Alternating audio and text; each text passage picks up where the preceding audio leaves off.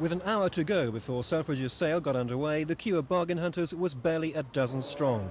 At its head, Windsor man Phil Illsley, who queued for 15 record-breaking days just to buy a ballpoint pen. His main aim, though, raising money for charity. How much he gets depends on his sponsors, but it could exceed the £10,000 he'd aimed for.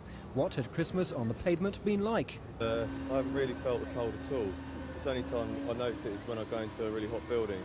That's the only time I've really noticed it at all. Were there any days or nights when you felt like giving up? In between the first and the last all the time, yeah, but apart from that, none at all.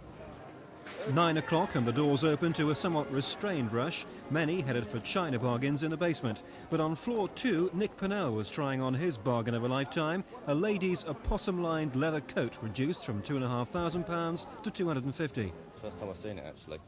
They told me what it was like, and I tried to have a look at it, but it wasn't around, so first time. Is it for you? No, it's not for me. It is a lady's coat, so I haven't really decided who's going to have it yet.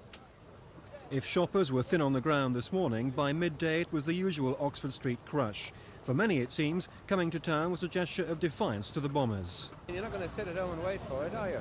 I mean, you just got to let it get on with your life and forget about it, I think. Well, they're not keeping us away at all. We have given it a lot of thought, but we decided to come up this morning and it's been very pleasant. You have to forget about things like that, else you'd be in forevermore, wouldn't you?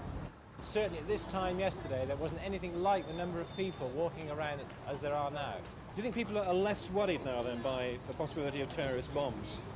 I think today they can get into town a lot easier. Yesterday we had Sunday transport. What about your takings? Well, we had a very slow start yesterday because of the difficulties I've mentioned, but during the day we did extremely well. But then again we had an early finish, so overall we were slightly disappointed. But we think today, and certainly the rest of the week, we're going to make that up.